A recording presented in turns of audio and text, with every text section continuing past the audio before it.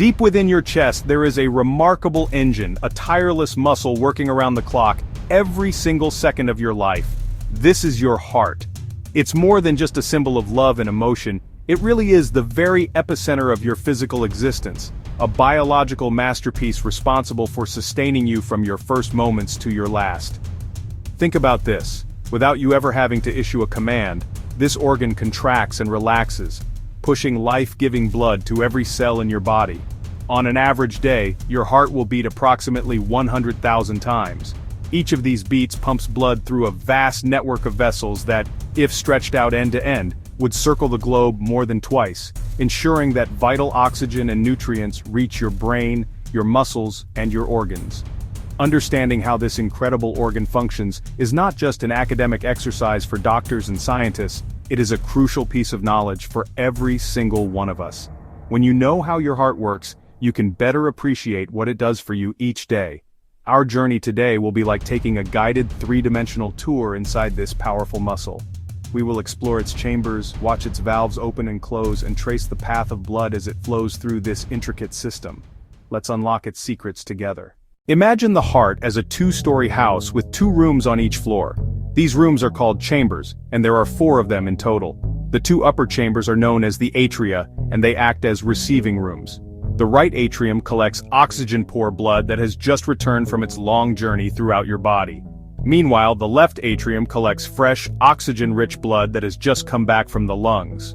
Below the atria are the 2 larger, more muscular lower chambers, which are called the ventricles. These are the powerhouses of the heart, the rooms where the real work of pumping happens. The left ventricle receives the newly oxygenated blood from the left atrium and has the monumental task of pumping it out to the entire rest of the body. From the top of your head to the tips of your toes, every organ and tissue relies on the powerful contraction of the left ventricle. Separating the left and right sides of the heart is a thick muscular wall called the septum. This partition is critically important because it acts as a barrier, preventing the oxygen-poor blood on the right side from mixing with the oxygen-rich blood on the left side. This separation ensures the efficiency of our circulatory system. If these 2 types of blood were to mix, the blood pumped to the body would not be as rich in oxygen, forcing the heart to work much harder to meet the body's demands. To ensure that blood flows in the correct direction through the heart's 4 chambers, the heart is equipped with a set of 4 remarkable one-way doors. These are the heart valves, composed of thin but incredibly strong flaps of tissue called leaflets or cusps. These valves open and close with every single heartbeat, a perfectly synchronized dance that happens thousands of times an hour. The tricuspid valve is located between the right atrium and the right ventricle. It has 3 distinct leaflets, which is how it gets its name.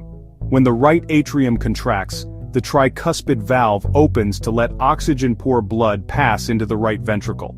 On the other side of the heart, the mitral valve, also known as the bicuspid valve because it has 2 leaflets, guards the passage between the left atrium and the left ventricle, allowing oxygen-rich blood to flow through when the left atrium contracts. The second type of valves are the semilunar valves, which control the flow of blood out of the heart. The pulmonary valve sits at the entrance of the pulmonary artery, and the aortic valve is positioned at the exit of the left ventricle.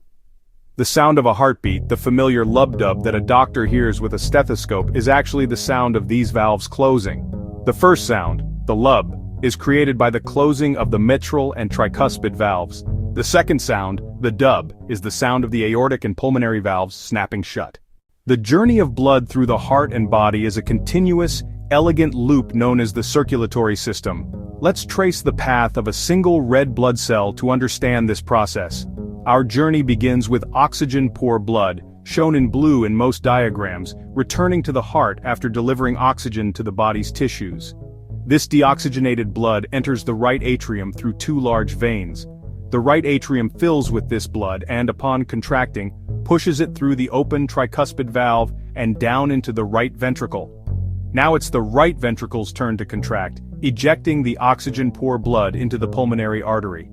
In the tiny capillaries of the lungs, a critical exchange happens. Carbon dioxide is released from the blood and a fresh supply of oxygen is absorbed from the air you inhale. Now freshly oxygenated, the blood, which is now bright red, begins its journey back to the heart. It travels through the pulmonary veins and enters the left atrium. As the left atrium fills, the pressure builds, and when it contracts, it pushes the oxygen-rich blood through the open mitral valve and into the body's main pumping chamber. With the left ventricle filled with oxygen-rich blood, the muscular walls contract with tremendous force, sending the blood surging into the aorta. From the aorta, this life-giving blood branches out into a network of smaller arteries and capillaries, delivering oxygen and nutrients to every single cell. While the heart is busy pumping blood to the entire body, the heart muscle itself is a living tissue with its own significant needs for oxygen and nutrients.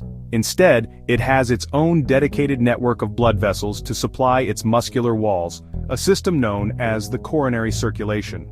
The main vessels responsible for this are the coronary arteries. These arteries branch off from the aorta right at the point where it leaves the left ventricle, ensuring that the heart gets the very first and most oxygen-rich supply of blood. The left main artery is quite short and quickly divides into two major branches: the left anterior descending artery and the circumflex artery. These arteries and their smaller branches wrap around the outside of the heart, covering its surface like a crown. They dive deep into the heart muscle, or myocardium, delivering the continuous supply of oxygenated blood needed to fuel the heart's relentless pumping action. This entire network is, in a way, the heart's personal fuel line.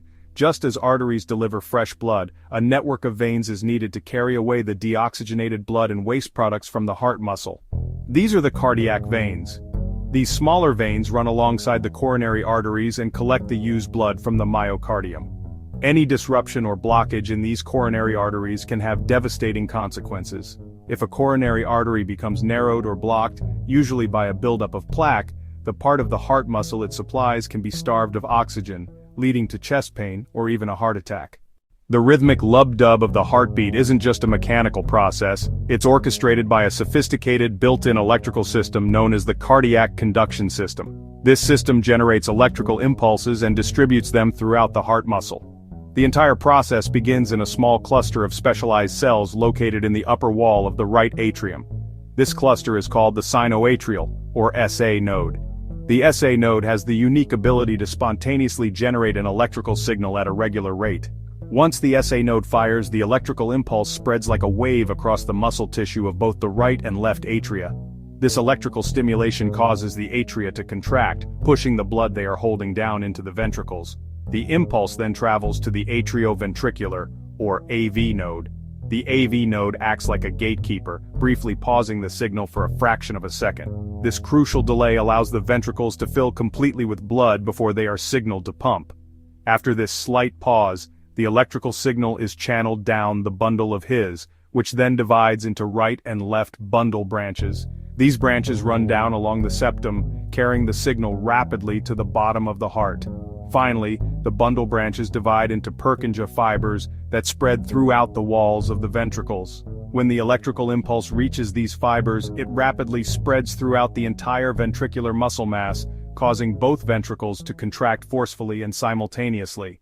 Despite being an incredibly resilient and well-designed organ, the heart is not immune to problems. A wide range of conditions, collectively known as cardiovascular disease, can affect the heart's structure and function. One of the most common issues involves the valves. Valvular heart disease occurs when one or more valves don't work properly. This can manifest as stenosis, where valve leaflets become stiff and narrowed, or regurgitation, where the valve doesn't close tightly. Another category relates to the heart muscle itself.